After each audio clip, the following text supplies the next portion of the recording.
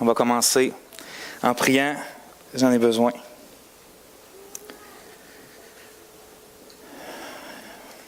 Oh Seigneur, on a tellement tendance à regarder à nous, Éternel. J'ai tellement tendance à regarder à moi au lieu de regarder au Christ, de regarder à mes échecs au lieu de regarder à ta victoire, à mes faiblesses au lieu de regarder à ta force, à mon infidélité au lieu de regarder à tes promesses. Mais Seigneur, on veut commencer ce temps-là ensemble où on va écouter ta parole, on veut le commencer en ayant foi en toi. Éternel, que toutes nos fautes ont été pardonnées. Que tu es en œuvre en nous, Seigneur, et que tu agis pour ta gloire et pour notre plus grand bien, Seigneur, que tu ne vas pas laisser ton Église faire ce qu'elle veut, mais que tu la tiens d'une main ferme et pleine d'amour. Seigneur, aujourd'hui, encore une fois, je t'en prie, sois avec nous. Qu'on ressorte d'ici tantôt en ayant une impression d'avoir rencontré notre Dieu par ta parole. On a besoin de toi pour ouvrir nos cœurs. J'ai tellement besoin de toi, Seigneur, pour que tu me remplisses afin de communiquer ta parole d'une façon fidèle à ton peuple à toi. Donc, c'est de la grâce qu'on te demande. Parce qu'on est des pots de grâce qui servent à célébrer ta grâce. Merci, Seigneur Jésus, d'être aussi fidèle. Merci aussi de nous promettre tant de belles choses. Merci que tu aies donné ta parole à ton peuple. Amen. Frères et sœurs, aujourd'hui, je suis vraiment content parce que c'est le deuxième message qu'on fait sur la série sur l'Église.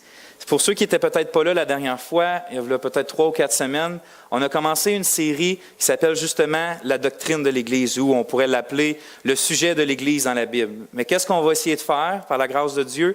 C'est qu'on va sonder les Écritures ensemble pour voir, pas tout, mais beaucoup de choses sur qu'est-ce que Dieu a à dire sur son Église. Qu'est-ce que c'est l'Église? À quoi sert-elle? Comment elle doit être? Comment elle ne doit pas être? Ce qu'elle doit enseigner, ne pas enseigner? De quelle façon elle doit agir? Quelle est sa mission, ses buts, ses caractéristiques? Toutes ces choses-là. Fait que, comme j'avais dit la dernière fois, je vous invite fortement à prier que Dieu nous bénisse au travers de ça. On avait vu la dernière fois que le titre du dernier message, c'était « La nécessité de prêcher sur la doctrine de l'Église ». On a vu beaucoup de choses, mais peut-être le point capital de ce qui a été dit, mais en tout cas que moi je retiens, c'est l'Église, c'est l'Église de Dieu. C'est pas mon Église, c'est pas à vous non plus, c'est pas à aucun pasteur, aucun leader, aucune institution. L'Église, c'est l'Église du Dieu vivant. Christ a dit, je bâtirai mon Église à lui. On avait vu que qu'est-ce que ça implique, c'est qu'on n'a pas à faire ce qui semble bon à nos propres yeux par rapport à l'Église. On doit, à cause que c'est l'Église de Dieu, l'épouse de Christ, on doit sonder les Écritures pour voir comment lui la voit. Puis comme ça, lui demander de nous aider à se conformer à ce qu'on voit dans les Écritures. Fait que c'est le point aujourd'hui que je vais tenter de faire. On va essayer, par la grâce de Dieu, de sonder les Écritures ensemble et de voir comment Dieu voit l'Église. Puis juste avant, je me rappelle... j'ai appris que, tu sais, la dernière fois, j'avais dit, on était supposé, moi et Tony, de la faire ensemble, mais finalement, je l'ai fait tout seul, puis j'ai entendu dire que ça a peut-être été mal compris, fait que j'aimerais le réaffirmer, puis aujourd'hui dire vraiment qu'est-ce que j'ai dit. C'est que c'est pas qu'on a décidé de ne pas le faire ensemble parce qu'on avait trop de différences, puis on n'était pas capable de s'entendre sur ce que l'Écriture enseigne sur l'Église. C'est pas ça, mais c'est pas ça pantoute. En fait, il n'y a pas vraiment de raison humainement parlant de pourquoi on a décidé de ne pas le faire ensemble. C'est plus vraiment, chacun de notre bord, sans s'en parler, on sentait que je devais la faire tout seul. Je n'osais pas lui en parler, lui non plus, parce que les deux, on avait le désir de prêcher ensemble cette série-là. Mais à un moment donné, Dieu nous a fait en sorte qu'on en parle, puis les deux, on a dit, OK, si tu avais ce sentiment-là, puis j'ai ce sentiment-là, c'est probablement parce que Dieu le veut. Fait qu'on a prié là-dessus, puis on est en paix avec ça. Fait que c'est pas à cause d'une dispute, pas en tout. En fait, je vois pas sur quoi moi et Tony, on n'est pas d'accord à date au niveau doctrinal. C'est jamais arrivé à ma connaissance. Fait que je voulais juste spécifier ça pour pas qu'il y ait de malentendus. C'est juste parce qu'on sentait que Dieu voulait ça comme ça. Donc, avant d'introduire mon message aussi aujourd'hui, il y a quelque chose que je me suis rendu compte qu'il faudrait peut-être que je spécifie, c'est que je vais utiliser, sans aucun doute, le mot que je vais le plus utiliser pendant cette série-là, qu'on va plus dire, c'est le mot « Église ». On va constamment le dire, on va constamment l'entendre parce que c'est le sujet de nos messages. Fait que je me suis dit, ça serait peut-être bon que, dès le départ, je définis qu'est-ce que la Bible veut dire par le mot « Église » pour qu'on soit tous en même longueur d'onde.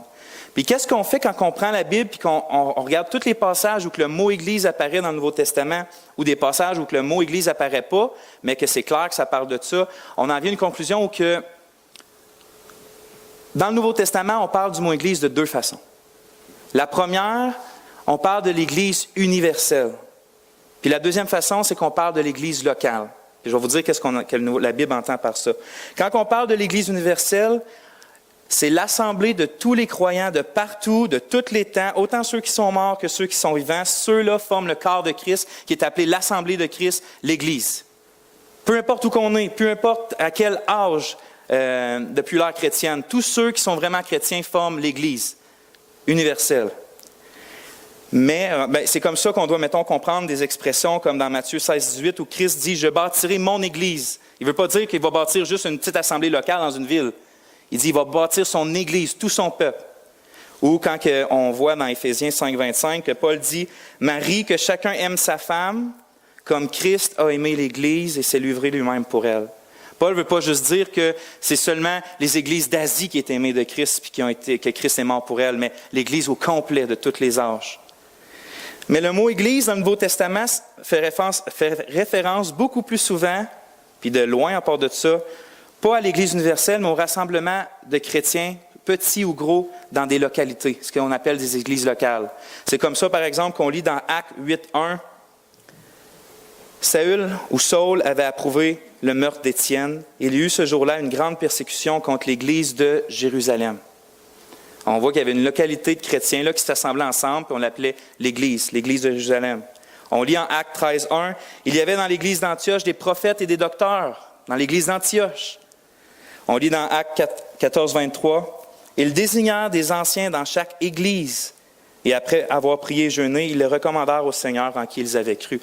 Donc on voit que dans chaque Église locale, il y a des anciens qui étaient nommés. L'Église universelle n'a pas d'anciens sur elle. L'Église, tous les croyants ensemble, ils ont un seul chef et leader, c'est Christ. Mais dans les églises locales, on va voir plus tard, Christ a voulu qu'il y ait des leaders spirituels ou des gens qui vont paître le troupeau sous Christ. Fait que c'est bon de faire des distinctions entre les deux quand on va faire notre étude sur l'Église, mais je voulais dire ça dès le départ, parce qu'aujourd'hui, sur quoi je vais me concentrer? Je ne vais pas parler d'Église locale, premièrement. Je vais surtout parler de l'Église universelle. Tous les croyants chrétiens de tous les âges. Puis, j'ai médité après mon dernier message, je dis par où je commence cette série-là? Parce qu'on peut commencer de bien des places, on peut parler de bien des sujets. Puis j'ai décidé que je vais commencer par le commencement. Ça peut peut-être être drôle de même, mais pour de vrai, qu'est-ce qui est tentant de faire souvent dans des séries ou dans des messages, c'est de passer tout de suite à ce qui est pratico-pratique. Tout de suite de sauter, ce serait de tout de suite sauter à comme quelque chose de concret pour nous dans l'Église locale maintenant qu'on peut mettre en pratique, comme quel genre de louange qu'on doit faire, ou parler de l'argent qu'on doit donner ou pas donner, ou quel genre de message on va dehors pour annoncer, ou comme comment on doit s'organiser. Ce serait tentant d'aller tout de suite là. Ça, ce serait de passer une grosse étape qui est d'oublier que à chaque fois qu'il y a des enseignements concrets dans le Nouveau Testament, c'est basé sur des fondements théologiques, des fondements doctrinaux, des fondements que Christ a enseignés ou qu'on voit dans la Bible ou dans l'Ancien Testament. C'est pour ça que, par exemple, dans les lettres comme Éphésiens ou Galates ou Philippiens ou Colossiens, on voit Paul qui parle de doctrine, puis arrive au chapitre 3-4, ainsi donc. Sur la base de ce que je viens de vous dire, le fondement que je viens de poser, ainsi donc, marchez comme ça, parlez comme ça, regardez telle chose et regardez pas quelque chose. Donc, si je sauterais le côté fondement pour tout de suite aller au concret, bien, le concret ne fait plus de sens, parce qu'il est basé sur le fondement. En d'autres mots, qu'est-ce que je suis en train de dire, c'est que ce qu'on va faire par la grâce de Dieu, on va étudier, puis on va méditer, puis on va prêcher en premier, sur qu'est-ce que c'est l'Église universelle. Parce que ce que je crois que le Nouveau Testament enseigne, c'est que l'Église locale, comme nous, doit refléter en quelque sorte qu'est-ce que c'est l'Église universelle. Donc, c'est important de comprendre qu'est-ce que c'est ça, l'Église de Dieu de tous les temps, de tous les âges.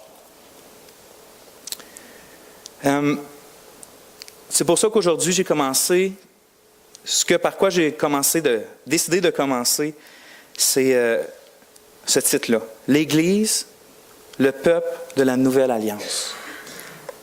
Je sais que probablement pas tout le monde qui comprend quelque chose de ce titre-là, mais inquiétez-vous pas, le but du message de ce matin, c'est justement qu'on sorte d'ici puis qu'on comprenne le titre, mais pas juste qu'on le comprenne, mais qu'on voit comment c'est important de parler de la Nouvelle Alliance, puis que nous, frères et sœurs, on est le peuple de la Nouvelle Alliance.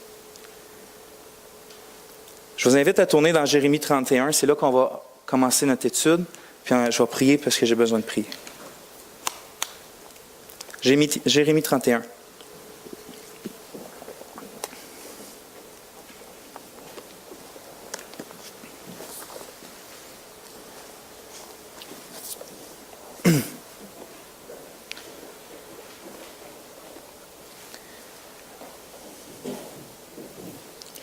Éternel, mon Dieu, viens donc à notre aide comme je t'ai demandé, Seigneur. Parce que là, on va lire ta parole. Et je veux tellement pas que ce soit la parole d'un homme ce matin, Seigneur, mais ta parole qui vient changer nos cœurs. Fortifie-moi, je t'en prie, au nom de Jésus. Amen. On va lire ensemble Jérémie 31, à partir du verset 31. Florent, est-ce que tu pourrais baisser un peu le son, s'il te plaît?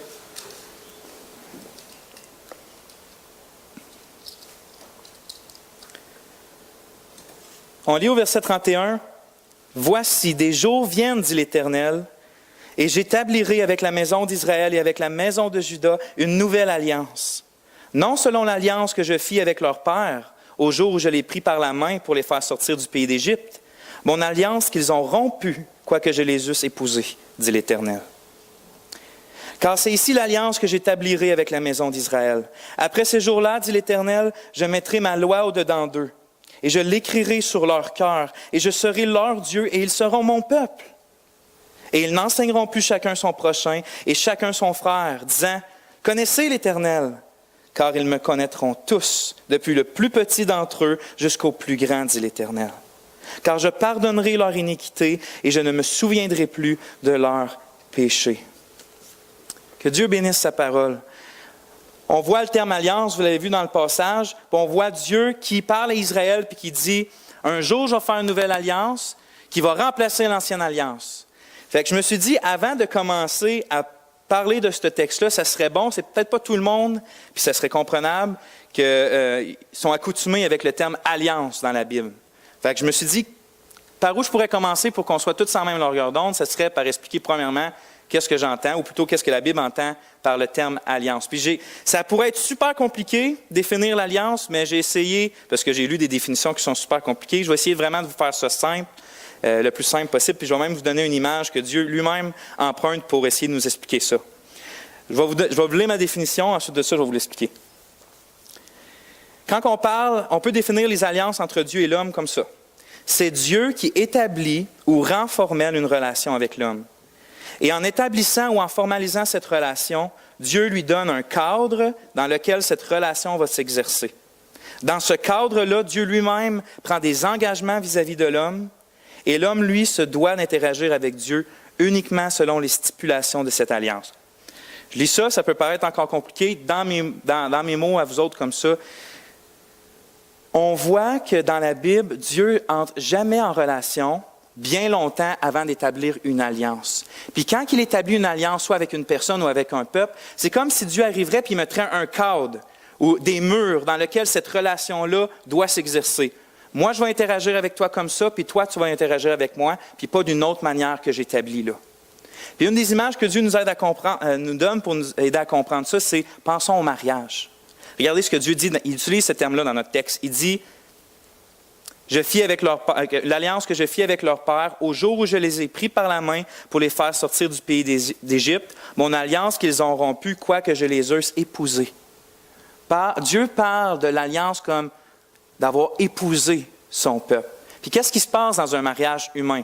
Ce n'est pas Dieu et les hommes, c'est deux personnes, mais regardez ce qui se passe. On voit deux personnes qui décident de s'unir dans un cadre dans lequel leur relation va fonctionner. C'est-à-dire que les deux personnes vont se donner des promesses, ils vont se donner des engagements, puis ils vont agir dans ce cadre-là avec personne d'autre, juste ces deux-là, d'être fidèles, de prendre soin de l'autre personne, quoi qu'il arrive, même s'ils tombent malades. Donc, ils se donnent un cadre dans lequel ça rend leur relation unique, dans lequel ils vont opérer. Ce n'est pas comme les relations d'aujourd'hui qui sont ouvertes, là.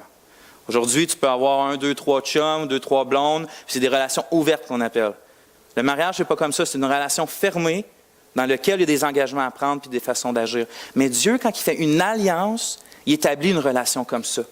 Parce que Dieu ne laisse pas la relation avec l'homme à notre propre imagination. C'est pas nous qui arrivons et dit « OK, Dieu veut une relation avec moi, fait que ça doit être comme ça que Dieu veut que j'agisse, ça doit être comme ça qu'il veut que je l'aime, ça doit être comme ça. » Dieu, il n'agit pas comme ça. C'est lui qui décide, c'est lui qui nous a créés, c'est lui qui décide d'entrer en relation avec nous, puis il dit « OK, je vais être en relation avec toi, sauf c'est comme ça que va être notre relation. » Fait qu'on peut voir l'alliance de cette façon-là. Puis comme j'ai dit, dans la Bible, il n'y a pas, à ma connaissance, une relation dans laquelle Dieu n'a pas établi une alliance. On le voit avec, tout le monde n'est pas d'accord là-dessus, mais on le voit avec Adam et Ève, où que Dieu encadre leur relation. C'est-à-dire que c'est Dieu le Créateur par rapport à ses créatures, et Dieu s'engage à les bénir et à leur donner l'arbre de la vie si quoi ils sont obéissants. Et Dieu s'engage à les punir s'ils sont désobéissants, puis il prend l'arbre de la connaissance du bien, le fruit de l'arbre le fruit de l'arbre de la connaissance du bien et du mal. On voit aussi que Adam, il y a une responsabilité dans cette relation-là, c'est de glorifier Dieu et de s'occuper de la terre sous la tutelle de Dieu, sous la royauté de Dieu. Puis on voit dans Osée, justement, pourquoi je pense que c'est une alliance. C'est Dieu qui parle, puis il reproche à Israël, il dit dans Osée 6, « Mais eux, comme Adam, ont transgressé l'alliance. » En parlant qu'Israël a transgressé l'alliance, comme Adam. C'est pour ça que je vois une alliance avec Adam. Ensuite de ça, qu'est-ce qu'on voit? C'est qu'Adam a transgressé son alliance. Dieu, finalement, le mal est partout sur la terre, décide de juger la planète par un déluge, puis de tuer absolument tout le monde et presque toutes les créatures, sauf 8 personnes. Qu'est-ce qu'il fait quand ils sortent du bateau, ces personnes-là? Dieu fait une alliance avec eux. Il dit, OK, maintenant, je refais une alliance avec ma créature. Dans cette alliance-là, je m'engage à jamais détruire la terre à nouveau par les eaux du déluge. Et le signe de ça, je fais un arc-en-ciel dans le ciel. Et là, vous allez savoir que je m'engage pour toujours à faire ça. Vous voyez, encore aujourd'hui, quand on voit l'arc-en-ciel, c'est le signe que Dieu est toujours engagé à jamais détruire de nouveau la terre puis la création à cause de l'homme avec l'eau, avec les eaux du déluge. Et l'homme, comment il devait agir dans ce cadre-là? Il devait encore une fois, comme Adam, s'occuper de la terre et prendre soin de la création de Dieu. Qu'est-ce qu'on voit? C'est que l'homme brise toujours cette relation-là et il la brise encore aujourd'hui. Mais on voit plus tard que Dieu commence à avoir des relations plus personnelles. Il appelle Abraham et il fait une alliance avec lui. Il dit, je vais être en relation avec toi, je vais faire ton nom grand et toutes les familles de la terre vont être bénies en ton nom. Il dit, puis ça va être mon alliance avec toi, tu vas te faire circoncire, ça va être le signe de notre alliance. Et qu'est-ce qu'on voit, c'est que Dieu, ils font un pacte. On voit, c'est un pacte courant à l'époque, on voit des animaux qui sont séparés. Dieu il dit, sépare les animaux, on voit des animaux coupés en deux. Puis qu'est-ce qui se passait habituellement, c'est que quand les hommes faisaient ces alliances-là, les 2 hommes passaient, il dit, je te promets ça, je te promets ça. Les 2 hommes passaient entre les animaux, puis ça voulait dire en gros, si je ne respecte pas mes engagements, c'est ça qui m'arrive, je vais te couper en 2. Mais Dieu fait ce genre-là d'engagement avec Abraham, ce genre-là d'alliance. Sauf que qu'est-ce qu'il fait? Il fait tomber un gros sommeil sur Abraham et Dieu lui-même, dans une flamme de feu, est le seul à passer dans les animaux.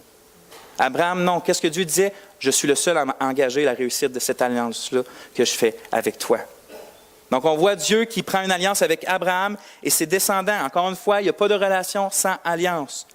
L'alliance qu'on voit par ensuite, c'est Dieu qui sort Israël du pays d'Égypte, l'amène au mont Sinaï, il fait une alliance qu'on appelle l'alliance mosaïque ou l'alliance du mont Sinaï. Et ensuite de ça, on voit Dieu qui prend David spécifiquement, qui répète un peu les promesses d'Abraham. Il dit, je fais une alliance avec ta lignée spécifiquement. Donc, on voit que Dieu, au travers de l'histoire, a constamment fait des alliances. C'est un thème important qui traverse toute l'Écriture. C'est pas étonnant que Dieu il veut qu'on s'engage vite dans le mariage, dans une relation, puisqu'il est supposé le refléter, puis lui-même ne rentre pas dans une relation ou pas longtemps avant de se marier avec sa créature. Mais bon, ce n'est pas le thème d'aujourd'hui, le mariage, mais c'est juste, ça me traversait l'esprit. Donc, qu'est-ce qu'on voit, c'est que toutes ces alliances-là, Dieu arrive à m'emmener et il dit, je vais promettre aussi une nouvelle alliance, c'est-à-dire une nouvelle relation avec mon peuple. Parce qu'on veut voir alliance en termes de relation. Puis, on va le voir aujourd'hui, qu'est-ce qu'il dit dans cette alliance, dans cette nouvelle alliance-là. Mais ma question rendue là, c'est si Dieu a toujours interagi avec son peuple ou avec des personnes dans le cadre d'une alliance, d'engagement pris, l'Église, elle, quel genre de relation elle a avec son Créateur, avec son Sauveur, avec Dieu? Est-ce qu'on est dans le même style de relation avec Dieu qu'Israël dans le temps de l'Égypte ou dans le temps de David ou dans le temps des juges ou dans le temps des prophètes? Est-ce qu'on a le même style de relation avec Dieu qu'eux devaient avoir, que Dieu obligeait qu'ils aient avec lui? Les mêmes stipulations, les mêmes règles, le même cadre? Puis ma réponse à ça, c'est non. Parce que l'Église, c'est mon deuxième point, c'est que l'Église, je veux démontrer qu'elle est en relation avec Dieu, non pas sous l'ancienne alliance, mais sous la nouvelle alliance qui est décrite justement aujourd'hui là, dans Jérémie 31. Rendu là, on va lire, tantôt on va décortiquer plus le texte, mais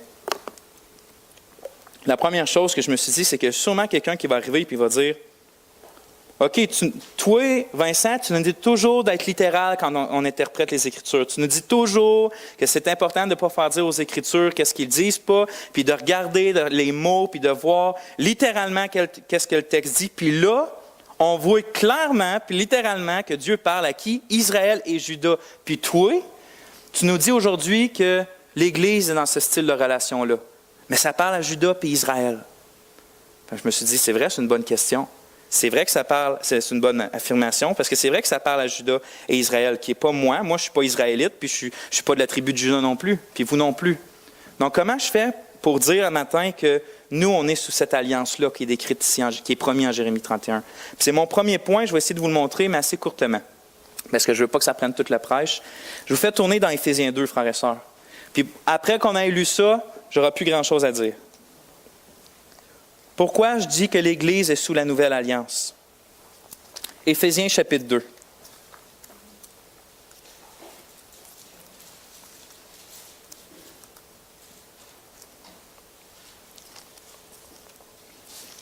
On va lire à partir du verset 11.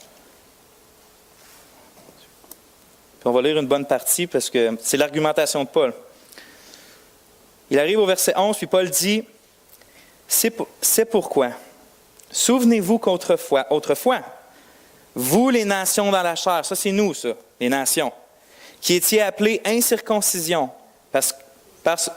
ou incirconcis, moi dans ma version c'est incirconcision, qui étaient appelés incirconcis par ceux qu'on appelle circoncis, circoncision faite de la main dans la chair.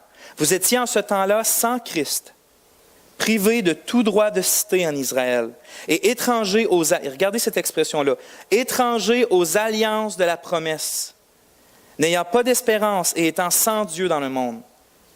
Mais maintenant, dans le Christ Jésus, vous qui étiez autrefois loin, vous avez été rapprochés par le sang du Christ, car c'est lui qui est notre paix. Des deux, en parlant des Juifs et des nations, des deux, il en a fait un et a détruit le mur qui les séparait. Il a aboli dans sa chair l'inimitié, la loi des commandements qui consiste en ordonnance, afin de créer des deux en lui-même pour être un seul homme nouveau, en faisant la paix et de les réconcilier avec Dieu tous les deux en un seul corps par la croix, ayant tué par elle l'inimitié. Il est venu et a annoncé la bonne nouvelle de la paix à vous qui étiez loin et la bonne nouvelle de la paix à ceux qui étaient près. Car par lui, nous avons les uns et les autres accès auprès du Père dans un seul esprit. Ainsi, vous n'êtes plus étrangers, ni gens de passage, mais vous êtes concitoyens des saints. Les saints, c'est les Juifs, là. Vous êtes concitoyens des saints et des gens de la maison de Dieu, ayant été édifiés sur le fondement des apôtres et prophètes, Jésus-Christ étant lui-même la pierre maîtresse de l'angle. On va continuer à lire au chapitre 3, verset 4. « D'après cela, vous pouvez, en lisant, comprendre quelle est mon intelligence dans le mystère du Christ. Ce mystère, en d'autres générations, n'a pas été donné à connaître aux fils des hommes, comme il a été maintenant révélé à ses saints apôtres et prophètes par l'Esprit. C'est-à-dire que les nations seraient co-héritières, feraient partie du même corps et participeraient aussi à la promesse dans le Christ Jésus par le moyen de l'Évangile. » En d'autres mots, ce que Paul est en train de dire, là, c'est que Dieu, par l'Évangile, fait maintenant aucune différence entre les nations et les Juifs, entre les païens et les Juifs. C'est-à-dire que dans cette promesse-là qu'on voit faite à Israël, c'est vrai qu'elle est faite à Israël. Elle est faite au peuple de Dieu dans l'Ancien Testament. Sauf que quand le Messie vient pour accomplir ces promesses-là, ce qui était caché avant, Christ le révèle maintenant, c'est que ce n'est pas juste pour eux. C'est pas juste pour les Juifs, parce que Dieu ouvre la porte aux païens, à nous, qu'on puisse participer à ces promesses-là. On n'avait pas de droit de cité en Israël. On n'était pas le peuple de Dieu. On était des païens. On était considérés comme des chiens. Mais pas en Christ maintenant. En Christ maintenant, ces promesses-là qu'on voit dans l'Ancien Testament, la promesse faite à Abraham, la promesse faite à David, les promesses faites même dans l'Ancienne Alliance par rapport à un sauveur qui va venir, ces promesses-là que les prophètes n'arrêtent pas de dire pour le peuple d'Israël, frères et sœurs, elles sont pour nous aussi maintenant. Fait qu'on peut arriver dans Jérémie 31 puis dire, Dieu qui promet à Israël et à Juda, ben les nations aussi peuvent hériter cette promesse-là. Je voulais dire ça dès le début parce que je ne veux pas qu'on soit bloqué sur le fait que c'est écrit Juda et Israël. Jésus ne l'était pas parce que lui-même, il dit dans Luc 22, 20, « Cette coupe est la nouvelle alliance en mon sang. » Le repas du Seigneur qu'on célèbre, c'est Jésus qui établit cette alliance-là en Jérémie 31. Et Paul pouvait lui-même se considérer, il dit, dans 2 Corinthiens 3, 6, il dit « Il nous a aussi rendus capables d'être ministres d'une nouvelle alliance. » Donc Paul, lui, se considérait comme un apôtre, pas de l'Ancienne Alliance, mais de la Nouvelle Alliance. La nouvelle relation que Dieu a établie avec son peuple. Donc oui, frères et sœurs, vous êtes par la foi fils d'Abraham. Vous êtes par la foi la descendance d'Abraham. Vous êtes par la foi les héritiers de ces promesses-là faites dans l'Ancien Testament. Donc, n'ayez pas peur de lire l'Ancien Testament d'une façon éloignée, dire comme c'était juste pour Israël, donc je dois juste chercher ce que Dieu représente là-dedans, puis ce n'est pas des promesses vraiment faites pour moi. Non, vous pouvez lire les psaumes, puis voir David qui dit « Seigneur, tu m'as promis dans l'Alliance que tu vas me garder » et dire « Oui, c'est à moi aussi qui parle, à cause de Jésus-Christ, parce que vous êtes en lui. » Puis c'est en lui que les promesses sont toutes accomplies. Et vous êtes ses enfants. Donc, ça étant établi, maintenant, on peut vraiment rentrer dans mon troisième point. On va parler de parce que avec le temps qu'on a pour une prédication, je ne peux pas arriver puis tout dire ce qu'on voit dans cette nouvelle alliance-là, ce que Dieu établit comme quelle devrait être notre relation avec lui. Mais il y a 3 choses, par exemple, qu'on voit qui ressortent, puis j'aimerais ça mettre de l'attention sur ces 3 choses-là, ces 3 thèmes-là qui sont dans la nouvelle alliance. Puis au cours de notre série, on va voir les autres. Mais ces 3-là, je les avais particulièrement à cœur, puis on va les voir ce matin. Donc, mon troisième point, c'est 3 thèmes prédominants de la nouvelle alliance. Et là, on va voir quel genre de relation on a avec Dieu, ou comment on doit se conduire un peu dans cette relation-là. Mon premier point, c'est que l'alliance qui est faite avec Israël au mont Sinaï, ce qu'on voit dans notre texte, c'est qu'elle est désuète, elle est plus bonne, elle doit être remplacée par une nouvelle et meilleure alliance. C'est-à-dire que Dieu veut remplacer l'ancienne relation qu'il y avait avec Israël par une nouvelle et une meilleure relation. On va lire notre texte, Jérémie 31, 31 et 32. « Voici des jours viennent, dit l'Éternel, et j'établirai avec la maison d'Israël et avec la maison de Juda une nouvelle alliance, non selon l'alliance que je fis avec leur père. » Qu'est-ce qu'il est en train de faire? Dieu est en train de dire, pas pantoute pareil comme l'autre. Je vais avoir une nouvelle relation avec mon peuple, puis elle ne sera pas pantoute pareille comme l'ancienne. Puis je me suis demandé, pourquoi cette alliance-là devait être remplacée? Pourtant, les lois de Dieu sont bonnes. Dieu, dans l'Ancien Testament, qui va dire que aimer Dieu de tout son cœur, de toute son âme et de toute sa force, aimer son prochain comme soi-même, ne pas mentir, ne pas voler, ne pas blasphémer, ne pas tuer, c'est des mauvais commandements. La loi de Dieu est vraiment bonne et même gracieuse parce qu'elle nous révèle la volonté de Dieu. Pourquoi d'abord on doit changer? Pourquoi Dieu doit changer de relation?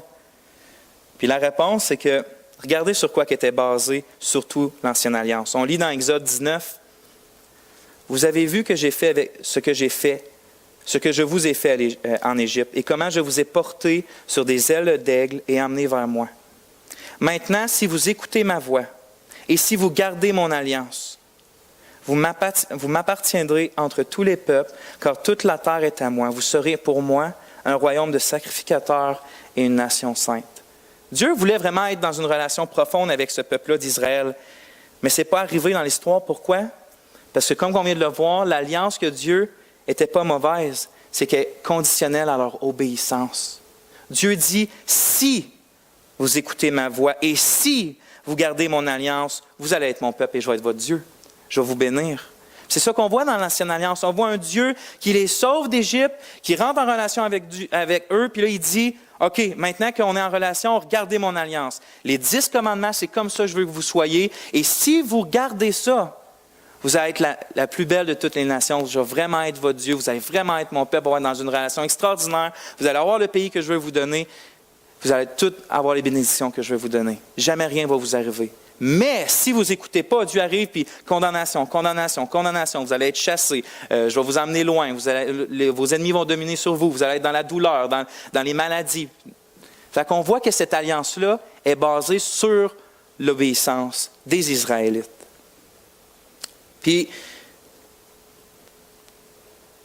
qu'est-ce qui est arrivé à cause de ça? C'est qu'au fil de l'histoire, qu'est-ce qu'on voit? C'est que Dieu a été patient avec ce peuple-là. Mais ce peuple-là a constamment désobéi à l'alliance. Ce peuple-là n'aimait pas Dieu, ce peuple-là ne cherchait pas à obéir à Dieu, et ce peuple-là ne voulait pas de Dieu avec eux. Oui, extérieurement, ils faisaient ce que Dieu pouvait leur demander. Il y avait un temple, ils pouvaient offrir des sacrifices, mais intérieurement, ce peuple-là ne voulait pas de Dieu. Et la preuve, c'est qu'ils se sont fait plein d'idoles au cours de l'histoire. Constamment, ils ont même rentré des idoles dans le temple de Dieu, ils ont mis des statues, ils ont servi d'autres nations, ont constamment désobéi à Dieu. Et Dieu, dans son amour, les a constamment appelés à se repentir de ça. Souvenez-vous mon alliance que j'ai faite. Souvenez-vous les bénédictions que je vous ai dit si vous obéissez. Souvenez-vous des malédictions que je vous ai dit si vous désobéissez. Et finalement, Dieu, après avoir averti, décide que c'est le temps de sa patience et chasse ce peuple-là comme il l'avait promis au travers de tout le monde. Et détruit de son propre temple. Et maintenant, il n'y a plus d'Israël proprement dit. Toutes les nations sont toutes éparpillées un peu partout. Puis il ne reste quasiment plus rien à Jérusalem. Et Dieu dit dans tout ça, il dit, je vais faire par exemple une nouvelle relation avec vous, mais pas comme cette relation-là que j'avais avec vous avant. Il y a beaucoup de choses qui sont impliquées par ça. Il y a beaucoup de choses importantes qui sortent du fait que c'est des alliances différentes. On va en voir 3, mais je voulais faire sortir quelque chose d'important pour notre série sur l'Église, c'est que si l'Église n'est pas sous l'Ancienne Alliance, elle ne doit pas chercher à définir sa relation avec Dieu dans les mêmes termes que l'Ancienne Alliance. Ce que je veux dire par là, c'est que puisque l'Église est le peuple de la Nouvelle Alliance, elle n'a plus à regarder ce que Israël faisait et comment Dieu demandait à Israël d'agir pour dire « OK, c'est comme ça que je dois être en relation avec Dieu ». Si on comprendrait ça un minimum, ça éviterait bien des disputes, bien des sectes, puis bien des problèmes. Avez-vous déjà croisé quelqu'un qui vous a dit que Dieu veut que vous respectiez le sabbat comme il avait demandé à Israël? Qu'est-ce que ces gens-là ne comprennent pas? Il y en a un qui s'appelle Rémi, justement, je vous avertis, il se promène dans la région puis il essaie de convaincre les gens qu'il faut retourner faire tout ce qu'Israël faisait, toutes les fêtes et toutes les prescriptions. Mais que cette personne-là ne comprend pas, c'est justement que le sabbat, dans l'Ancien Testament, je vais vous lire, Dieu dit, « Les enfants d'Israël observeront le sabbat en le célébrant, eux et leurs descendants, comme une alliance perpétuelle. » C'était le signe avec la circoncision de l'alliance que Dieu avait faite avec eux. Le problème, c'est que l'Église n'est justement pas sous cette alliance-là. Dieu n'a jamais demandé à l'Église de respecter le sabbat comme Israël le samedi et de tout pas faire ce qui est interdit de faire. Parce qu'on change de relation avec Dieu. Ce n'est plus le cadre où qui était dit, vous allez faire ça comme ça, le sabbat, la circoncision, la bouffe, les jours, vous allez tout respecter ces choses-là. On n'est plus dans ce cadre-là. C'était bon dans ce temps-là, et désobéir à ça était désobéir à Dieu, parce que c'est comme ça que Dieu voulait interagir avec Israël. Il y avait des choses à lui apprendre par ça, des choses à nous apprendre à nous maintenant, quand on regarde comment ça fonctionnait. Sauf que maintenant, nous, on est dans un nouveau cadre. Donc, on doit chercher dans ce nouveau cadre-là comment Dieu veut qu'on interagisse avec lui. C'est justement la question de la bouffe, de la question alimentaire. Il y a des chapitres et des chapitres dans Lévitique dédiés à cette seule question-là. Dieu qui dit, ça, tu as le droit de le manger, ça, tu n'as pas le droit de le manger. Ça, tu le manges de telle façon, ça, tu le manges d'une autre façon. Tu ne fais pas telle chose avec la bouffe, mais tu fais telle chose avec la bouffe. Des chapitres entiers. Puis Jésus arrive dans son ministère, puis il dit, ayant de nouveau appelé la foule, Jésus leur dit, « Écoutez-moi, vous tous, et comprenez. Il n'y a rien d'extérieur à l'homme qui, entrant en lui, puisse le souiller. Mais ce qui sort de lui, voilà ce qui souille l'homme. Si quelqu'un a des oreilles pour entendre, qu'il entende. » Quand il fut entré dans la maison, à l'écart de la foule, ses disciples l'interrogèrent sur cette parabole. Et il leur dit, « Ainsi, vous aussi, vous êtes sans intelligence. Ne comprenez-vous pas que tout ce qui est de l'extérieur, entrant dans l'homme, ne peut pas le souiller? Parce que cela n'entre pas dans son cœur, mais dans son ventre, et il s'en va dans la fosse.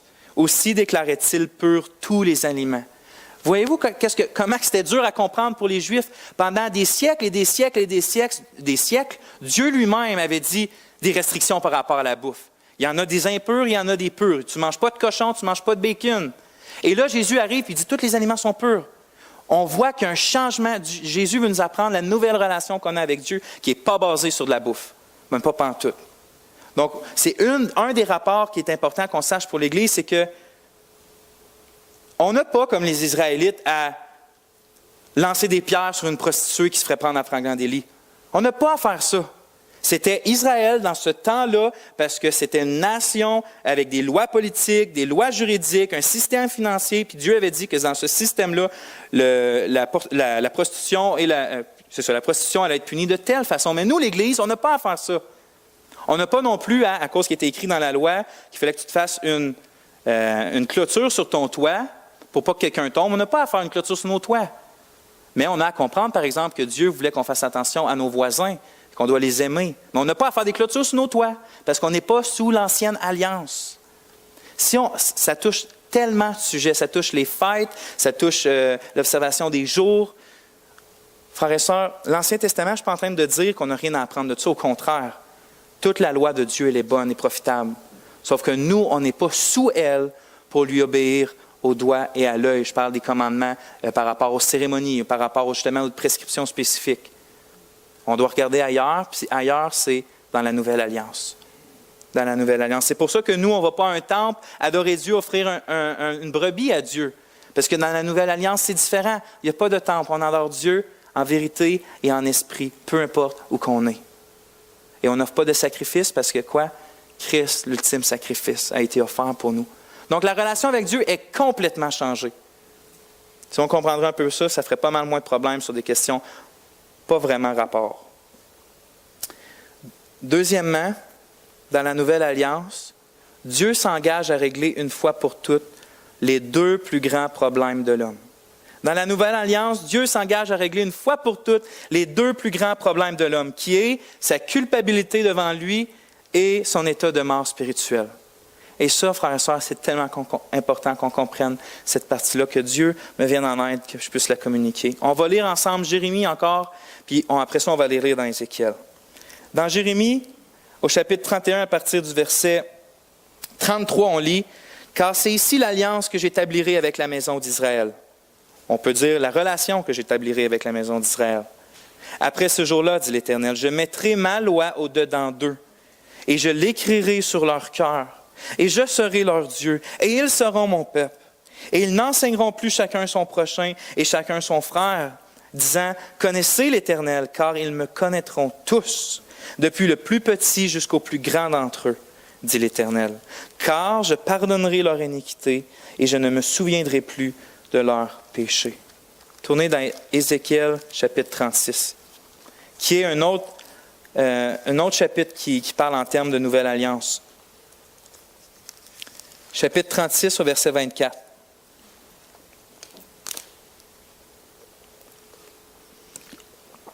Dieu dit, en parlant au futur, « Et je vous prendrai d'entre les nations, et je vous rassemblerai de tous les pays, et je vous amènerai sur votre terre.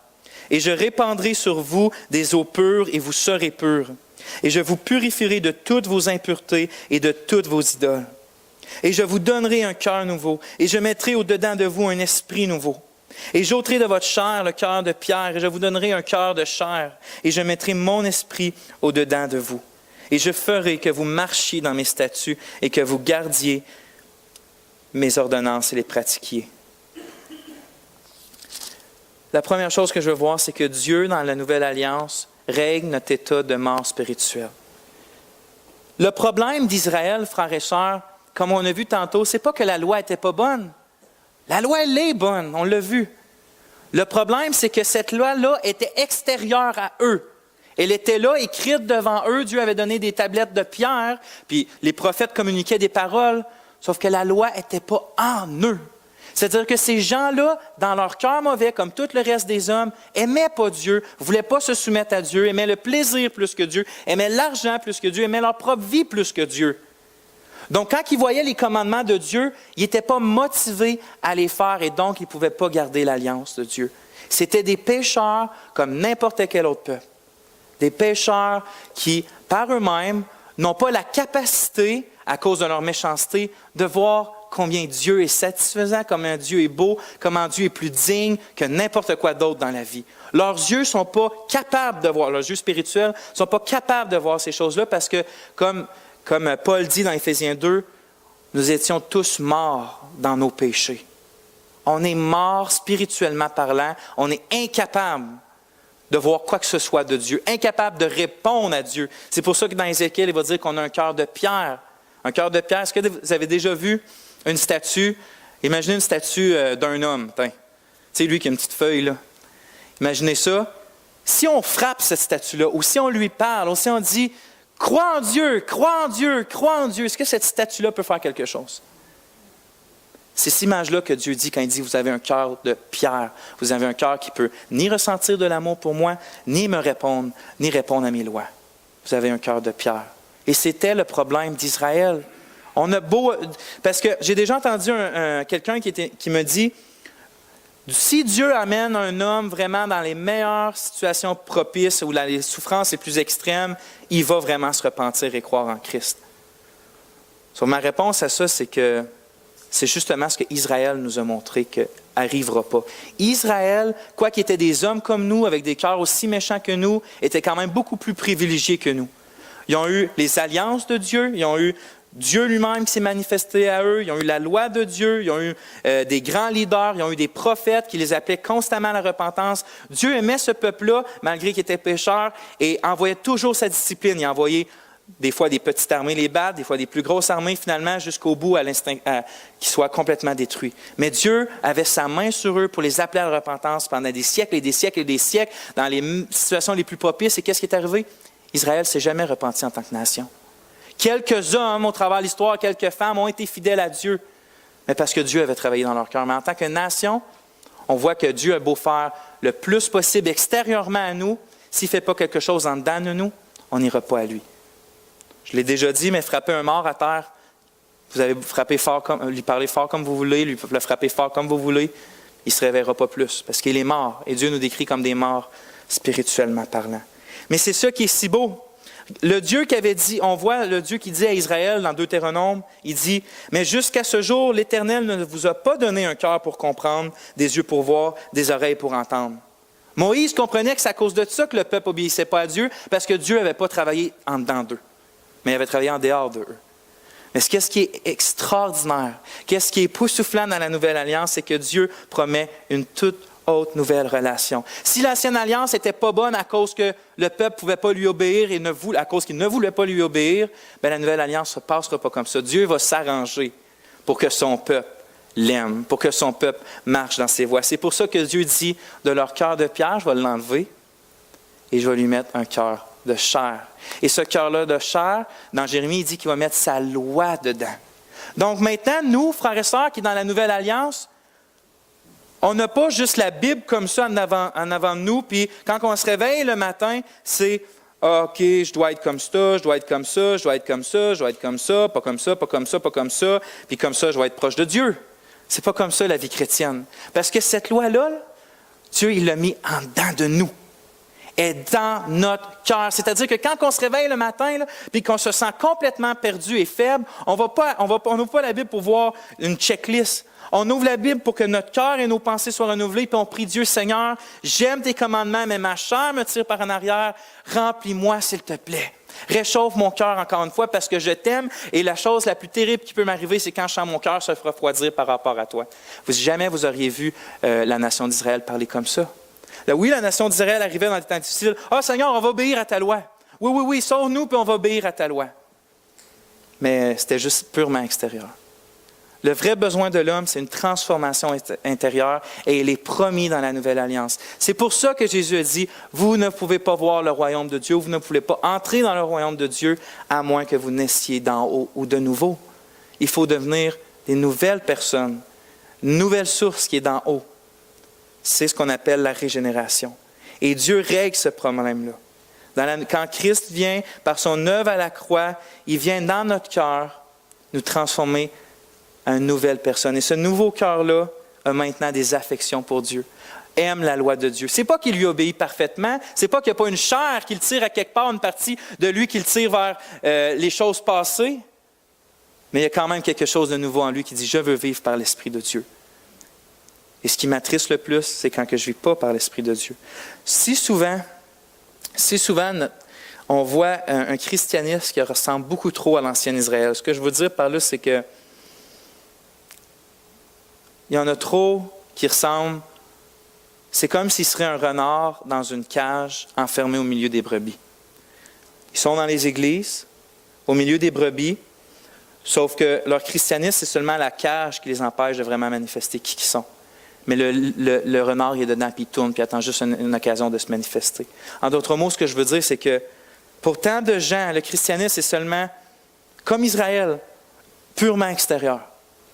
Oui, je fais mon checklist, je lis la Bible.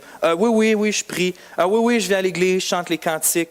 Mais en dedans d'eux, il n'y a pas d'amour pour Dieu. Il n'y a pas de désir sincère de grandir avec Dieu, de connaître ce Dieu-là. Pourquoi?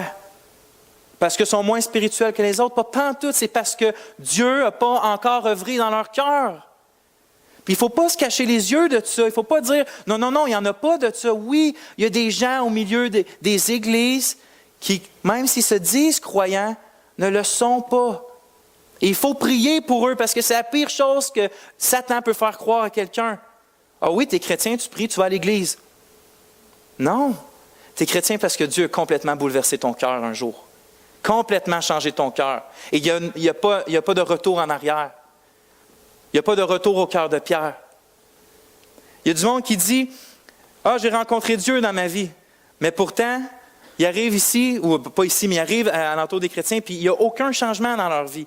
Si j'arriverais, par exemple, puis que j'arrive le dimanche, mettons que vous m'attendiez que je prêche aujourd'hui, puis j'arrive en avant, puis je suis en retard de 20 minutes, puis là, je m'excuse, je dis « Gang, excusez-moi.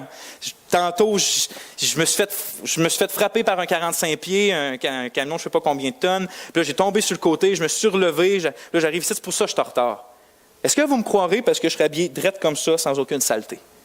Vous disiez soit que tu es un menteur ou soit que tu es fou. Parce que quand on se fait rentrer dedans par un 45 pieds, on n'est pas comme ça. Mais laissez-vous me dire que Dieu est pas mal plus gros qu'un 45 pieds. Puis quand il rentre dans quelqu'un, pour changer son cœur puis changer sa vie, c'est impossible qu'il ne se passe pas quelque chose qu'on voit. C'est impossible parce que c'est le but de Dieu dans la nouvelle alliance. Si quelqu'un est en Christ, il est une nouvelle créature. Voici, toutes choses anciennes sont passées, toutes sont devenues nouvelles. Est-ce que vous êtes né de nouveau? Est-ce que vous voyez un changement évident de la grâce de Dieu dans votre vie? Ou si vous êtes comme les Israélites et dans le fond, vous vous forcez à faire ce que vous n'aimez pas, la loi de Dieu, et vous vous forcez à ne pas faire ce que vous aimez, vos péchés. C'est la grande différence entre quelqu'un qui est vraiment régénéré et non. C'est qu'un vrai chrétien va pécher, puis un non-chrétien va pécher aussi. C'est juste que le vrai chrétien, il déteste le péché qu'il commet. Il l'a en horreur, ça lui pue au nez, et il supplie Dieu de l'enlever. Mais le non-chrétien, il fait juste se forcer pour ne pas faire ce qu'il aimerait faire. Il aimerait ça, pouvoir agir comme qu'il veut. Laisser libre cours à sa chair. Mais parce qu'il veut son ticket pour le paradis, il s'enferme dans une cage qui est le christianisme. Son christianisme à lui, comme un renard au milieu des brebis. Dieu est venu, qu'est-ce qui est extraordinaire? Dieu est venu nous régénérer. Il est venu transformer notre cœur. Il est venu mettre sa loi dans notre cœur, sa crainte dans notre cœur. On est vraiment nés nouveaux pour ceux qui sont dans la nouvelle alliance, contrairement à Israël. Puis qu'est-ce qui est beau avec ça, c'est que dans Jérémie 31, une des conséquences de ça, c'est que Dieu peut affirmer sans aucun l'ombre de doute, il dit ceci. Je mettrai ma loi au-dedans d'eux et je l'écrirai sur leur cœur et je serai leur Dieu et ils seront mon peuple, véritablement, c'est-à-dire une communion véritable, et ils n'enseigneront plus chacun son prochain et chacun son frère, disant, connaissez l'Éternel, car quoi? Tous me connaîtront depuis le plus petit jusqu'au plus grand. Dieu y affirme que dans cette nouvelle alliance-là, tout le monde qui est membre de cette nouvelle alliance-là le connaît personnellement, ce qui n'était pas le cas avec Israël. En grande majorité, Israël, à part, comme on a vu, à part quelques personnes qui avaient la foi, quelques fidèles, la grande majorité ne connaissait pas Dieu. La grande majorité, c'était purement extérieur, comme on a vu. Mais dans la Nouvelle Alliance, je n'ai pas besoin de vous dire un matin, à vous, frères et sœurs, qu'est-ce que tu fais à adorer Bouddha? Tourne-toi de ça, tourne-toi vers le vrai Dieu, tourne-toi vers Christ. Pourquoi? Parce que vous connaissez Dieu. Vous le connaissez vraiment, vous avez une relation intime avec lui. Mais les prophètes dans l'Ancien Testament devaient toujours dire, qu'est-ce que vous faites à adorer Moloch? Pourquoi vous êtes avec ce Dieu-là? C'est Dieu votre Dieu. Mais vous, à cause que vous êtes dans la Nouvelle Alliance, Dieu a changé votre cœur et vous avez un seul Dieu. Un seul que vous aimez. C'est Christ. C'est le Père. Donc, dans la Nouvelle Alliance, tous connaissent Dieu. C'est pour ça que Jean peut dire, vous n'avez pas besoin qu'on vous enseigne parce que l'onction, vous avez l'onction. C'est ce qu'il dit, vous n'avez pas besoin qu'on vous enseigne car vous avez l'onction. Il ne veut pas dire qu'on n'a pas besoin de prédicateurs, qu'on n'a pas besoin de docteurs. Au contraire, Dieu donne ça pour l'édification de l'Église. Ce qu'il est en train de dire dans le contexte d'un Jean, c'est qu'il y avait justement des personnes sectaires qui essayaient d'emmener des gens alentour d'eux et qui sont tout le temps comme ça. Viens ici, tu vas connaître d'une façon encore plus spéciale Dieu. Viens ici. Oui, il y a ces églises-là, il y a ces églises-là avec les apôtres, mais si tu viens ici, tu vas avoir une connaissance spéciale de Dieu. Puis Jean dit, vous n'avez pas besoin d'une connaissance de Dieu, vous connaissez Dieu, vous n'avez pas besoin que quelqu'un vous enseigne ça. Parce que vous êtes le peuple de la Nouvelle Alliance. Et à cause de votre nouveau cœur, vous aimez Dieu et vous connaissez Dieu, et Dieu vous connaît. Il est votre Dieu et vous êtes son peuple. Maintenant que Dieu a réglé la mort spirituelle, Dieu promet aussi et s'engage à d'autres choses dans cette nouvelle alliance-là, c'est de régler la culpabilité qu'on a envers lui. Le problème avec Israël, c'est que, oui, Dieu avait donné un système de sacrifice dans lequel les péchés pouvaient être couverts jusqu'à un certain point, mais l'affaire avec ça, c'est que chaque jour des sacrifices devaient être offerts, à toutes les fêtes spéciales, et une fois par année dans le temple, il y avait juste le souverain sacrificateur qui pouvait entrer, donner un sacrifice pour ses propres péchés, ensuite de ça, offrir un sacrifice pour tout le peuple. Qu'est-ce que ça faisait, ça? C'est que, mettez-vous dans la peau d'un Israélite. Tu sais que Dieu dit que ce sacrifice-là de brebis couvre tes fautes. Mais à chaque année, il y a un nouveau sacrifice qui doit être offert pour les fautes du peuple. Qu'est-ce que ça dit? Ça dit que Dieu se rappelle de mon péché quelque part, parce qu'à chaque année, je dois offrir des sacrifices. Et même à chaque jour, et même à chaque fois que je pêche, que j'ai conscience d'un péché, je dois apporter. C'est-à-dire que Dieu, à quelque part, couvre mon péché, mais ne l'efface pas totalement. Le couvre d'une façon pas superficielle, parce qu'il entrait vraiment en relation avec les gens qui croyaient en lui, mais les couvre d'une façon pas aussi profonde pour nous libérer totalement de la conscience de nos péchés. Ce qui arrive dans la Nouvelle Alliance, c'est que Dieu pourvoit un moyen où il peut vraiment dire « Car je pardonnerai leur iniquité et je ne me souviendrai plus de leurs péchés. » Il ne se souvient plus des péchés des membres de la Nouvelle Alliance. Pourquoi? C'est à cause qu'on voit dans Hébreux que dans la Nouvelle Alliance, Christ est venu comme un médiateur et que c'était lui, l'agneau de Dieu, qui a complètement pris vos péchés passés, vos péchés présents et les futurs péchés que vous allez faire. Et sur cette croix-là, il est mort à votre place, frères et sœurs. Il est mort prenant toutes vos fautes sur lui, toutes vos iniquités. Et à cause de ça, Dieu maintenant est 100% pour vous. 100% pour vous qui croyez en lui. 100%. Pas 99,9, 100%. C'est pour ça qu'il peut arriver à la fin du chapitre 32 dans Jérémie puis dire « Je ferai avec eux une alliance éternelle que je ne me retirerai point d'auprès d'eux pour leur faire du bien. Je mettrai ma crainte dans leur cœur pour qu'ils ne se retirent pas de moi. Et je me réjouirai en eux pour leur faire du bien de tout mon cœur, de toute mon âme. » Le Dieu juste et saint peut vous dire à cause de Christ, je me réjouis en vous de tout mon cœur et de toute mon âme et je vais vous faire du bien pour l'éternité.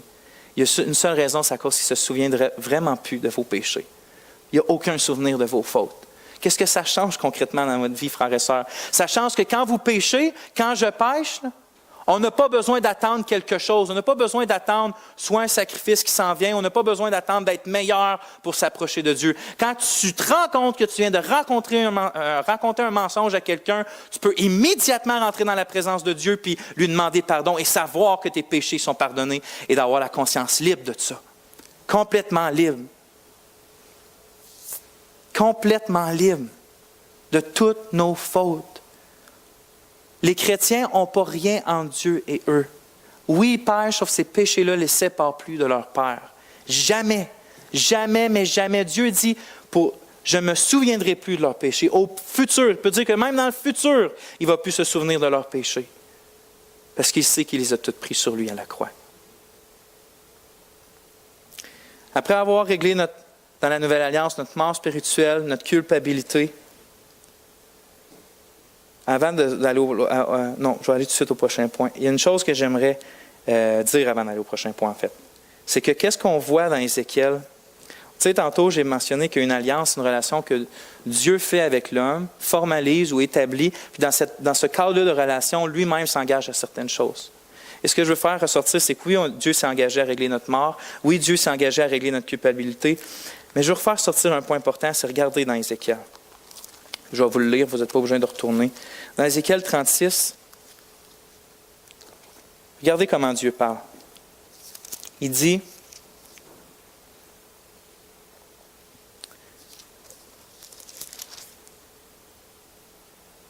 Je répandrai sur eux des eaux pures. Je vous purifierai de toutes vos impuretés. Je vous donnerai un cœur nouveau. Je mettrai au-dedans de vous un esprit nouveau. J'ôterai votre cœur de chair, votre cœur de pierre, et je vous donnerai un cœur de chair. Et je mettrai mon esprit au-dedans de vous. Et je ferai que vous marchiez dans mes statuts et que vous gardiez mes ordonnances et les pratiquiez. Qu'est-ce que je veux faire ressortir, c'est que qui est celui qui s'engage à respecter cette alliance-là? C'est Dieu, il dit, l'œuvre de la nouvelle alliance, c'est mon affaire. Je m'engage à régler le problème que j'avais avec Israël, donc je m'engage à faire que tu m'écoutes. Je m'engage à faire que tu t'en vas pas de moi. Je m'engage à faire que tu m'aimes. Je vais m'occuper de ce problème-là.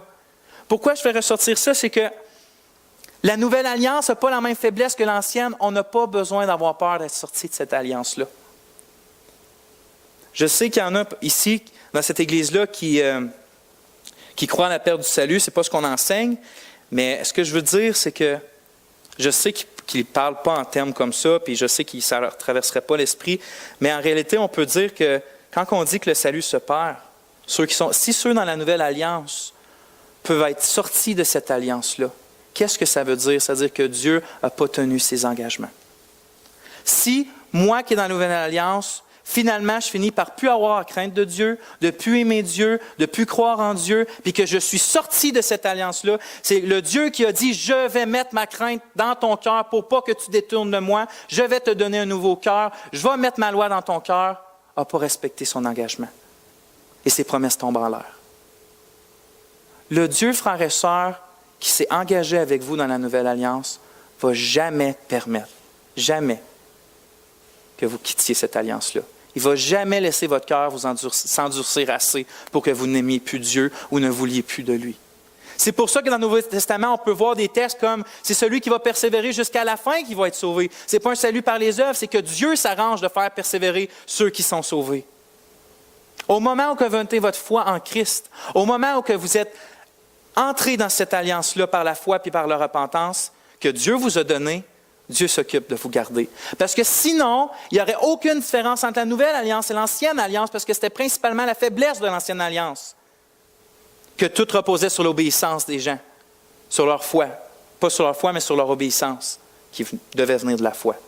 Ces gens-là n'aimaient pas Dieu. Dans la nouvelle alliance, les gens aiment Dieu et sont gardés par Dieu. Et Dieu va même, une preuve de la régénération dans la Bible, c'est la discipline de Dieu. Dieu aime tellement ses enfants, il veut tellement être pour toujours avec eux, ceux qui sont nés de l'Esprit, ceux qui sont en Christ, que Dieu peut aller dans une discipline très forte pour les garder avec lui. Il ne va pas permettre. Il va peut-être te briser les poignets, il va peut-être te briser les bras, il va peut-être te couper en deux, peu importe ce qu'il va faire. C'est imagé, mais peu importe ce qu'il va faire, c'est qu'il va s'arranger que tu restes avec lui. Parce qu'il l'a promis. Parce qu'il l'a promis, puis il ne veut pas revivre une deuxième fois ce qu'il a vécu avec Israël. La nouvelle alliance n'est pas appelée l'alliance éternelle pour rien. La seule alliance dans tous ceux-là que j'ai nommés au début de ma prêche qui n'est pas nommée éternelle, c'est l'ancienne alliance. L'alliance avec Noé est éternelle. L'alliance avec Abraham est éternelle. L'alliance avec David est éternelle. La nouvelle alliance est éternelle. C'est pour ça qu'il s'est écrit dans Hébreu que c'est pour ça que Christ, qui est le médiateur d'une nouvelle alliance ou d'une meilleure alliance, peut sauver parfaitement ceux qui s'approchent de lui par la foi. Quand on s'approche de lui par la foi, je ne pourrais pas me peser assez là-dessus, mais Ceux qui s'approchent de lui par la foi sont sauvés parfaitement par Christ. Et il ne va pas vous laisser tomber. C'est pour ça qu'il dit, personne ne peut vous enlever de ma main. Et personne. Tout de suite après, vous savez qu'est-ce qu'il dit? Il répète ça, mais il dit de la main de mon Père. C'est quoi l'image? C'est qu'on est dans la main de Christ qui est dans la main du Père. Essayez donc de sortir de là, si Dieu ne veut pas que vous sortiez de là. Notre Dieu est bon, frères et sœurs. Il faut... Je vais dire ça après, mais on va aller voir mon troisième point, et je fais ça plus rapidement, parce qu'on va le voir dans les prochains messages. C'est que dans la Nouvelle Alliance, on a vu que dans la Nouvelle Alliance, on voit que l'ancienne alliance est obsolète et plus bonne, puis est remplacée par une meilleure. On voit dans la Nouvelle Alliance que Dieu règle une fois pour toutes notre problème de mort spirituelle et de culpabilité. Et on voit aussi dans la Nouvelle Alliance que Dieu promet le don du Saint-Esprit d'une manière nouvelle, fraîche et sans précédent dans l'histoire. On a lu dans Ézéchiel 36 que Dieu s'engage à donner son esprit à ce peuple-là de la Nouvelle Alliance. Et dans Joël 2, 28, 29, on lit ceci. « Après cela, je répandrai mon esprit sur toute chair. Vos fils et vos filles prophétiseront, vos vieillards auront des songes et vos jeunes gens des visions, même sur les serviteurs et sur les servantes. Dès ces jours-là, je répandrai mon esprit. » Et Pierre, dans Actes 2, dit cette prophétie-là est accomplie. Et on voit Jean-Baptiste au début du ministère qui dit, lui qui s'en vient, moi je vous baptise d'eau, mais lui qui s'en vient va vous baptiser de l'Esprit Saint. Et on voit Jésus avant sa mort qui dit, quand je vais être monté vers mon Père, je vais vous envoyer le Consolateur, l'Esprit de Dieu. Et on voit dans Acte 2 que l'Esprit Saint descend sur l'Église et qu'ils sont remplis et baptisés dans le Saint-Esprit. Tout ça que ça montre, c'est que Dieu a promis, parce que l'Esprit Saint, je veux dire, agissait dans l'Ancien Testament. Je ne veux pas dire qu'il n'agissait pas. Il était là, il régénérait certaines personnes, parce que sans lui, on ne peut pas voir Dieu ou aimer Dieu. Mais aussi, il aidait certains leaders comme David, ou certains, il était là par les prophètes, mais en grande majorité, l'Esprit Saint n'était pas sur tout le peuple. Il était sur des personnes que Dieu décidait assez importantes ou sur quelques plus moins importants dans le peuple, par exemple. Mais Dieu dit, dans la Nouvelle Alliance, c'est complètement différent. Toute chair, tous mes serviteurs, même les plus petits, vont avoir mon esprit, puis ils vont l'avoir en abondance. Parce que, encore une des faiblesses de l'Ancienne Alliance, c'est que Dieu n'était pas vraiment avec le peuple. Dans un sens, il y avait un temple qui représentait sa présence et se rencontrait là. Mais le peuple, Dieu était tellement saint qu'il ne pouvait pas venir marcher au milieu de son peuple à cause du problème du péché. Mais maintenant que le problème du péché et de la mort spirituelle est réglé, Dieu vient habiter lui-même dans l'Église, vient habiter lui-même dans ses enfants par l'Esprit de Dieu. L'Esprit de Dieu, c'est celui qui crée, régénère l'Église, c'est celui qui guide l'Église, c'est celui qui donne des dons à l'Église, c'est celui qui aide l'Église et console l'Église. Je ne veux pas trop en parler parce que mon temps est écoulé, puis aussi, on va en parler plus tard dans les autres messages. Mais regardez ce que 1 Corinthiens 2,12 dit. « Or, nous n'avons pas reçu l'Esprit du monde, mais l'Esprit qui vient de Dieu, afin que nous connaissions les choses que Dieu nous a données par sa grâce. » Plus loin, il va dire, nous tous dont le visage découvert reflète la gloire du Seigneur, nous sommes transformés en la même image de gloire en gloire par l'Esprit du Seigneur. Quelle différence entre se réveiller le matin, essayer de nous-mêmes par nos propres forces d'être conformés à la Bible, ou se réveiller le matin et supplier l'Esprit de nous transformer de gloire en gloire à l'image du Seigneur. J'allais dire ça en anglais, mais c'est une grande différence entre l'Ancienne Alliance et la Nouvelle Alliance. Je vais finir, frères et sœurs. Sauf, souvenez-vous que vous êtes dans une relation totalement unique et nouvelle avec votre Dieu Sauveur. Que celui, vous pouvez voir, c'est comme si Dieu aurait été là, mettons, à votre conversion. Imaginez Christ et qui vous dit, j'ai le goût d'être en relation avec toi, et pas juste j'ai le goût, je vais faire en sorte que je vais être en relation avec toi, et voici en quoi je m'engage. Je m'engage dans cette relation-là à jamais te laisser tomber, à faire en sorte que ton problème de cœur soit réglé, à faire en sorte que tu ne vas pas essayer d'obéir une loi extérieure, je vais la mettre dans ton cœur, cette loi-là. Et ton problème de t'éloigner de moi, je vais le régler, je vais mettre ma crainte dans ton cœur. Je m'engage à pardonner toutes tes iniquités, à jamais m'en souvenir une seule fois pour l'éternité. Je m'engage à te donner ton esprit, comme ça je vais habiter avec toi, pour toujours et pour toujours, puis je vais te transformer en ce que je veux. Tu vas être consolé, tu vas être guidé par lui, et tu vas porter les fruits que lui va faire porter dans ta vie. Il dit, c'est cette alliance-là que je fais avec toi. L'Église de Jésus-Christ est ce peuple-là, de la nouvelle alliance. On n'a pas tout vu ce qu'il y a à voir par propos de ça, mais frères et sœurs, réjouissons-nous. Parce que Qu'est-ce qui est extraordinaire dans cette alliance-là, qu'on peut arriver et dire, ouais, mais c'est quoi ma responsabilité dans cette alliance-là? Vous savez, est-ce que vous savez c'est quoi votre principale responsabilité dans cette alliance-là, puisque c'est Dieu qui s'engage à tout faire? C'est d'être, comme dans Romains 9 dit, être des récipients de grâce. Des vases de grâce qui servent à juste mettre de la grâce dedans, puis à célébrer la gloire de la grâce de Dieu. Vous êtes appelés à recevoir toutes les bénédictions de cette nouvelle alliance-là, de vous en réjouir et d'avoir confiance en votre Dieu qui vous les donne. Vous êtes des récipients de grâce. On va prier.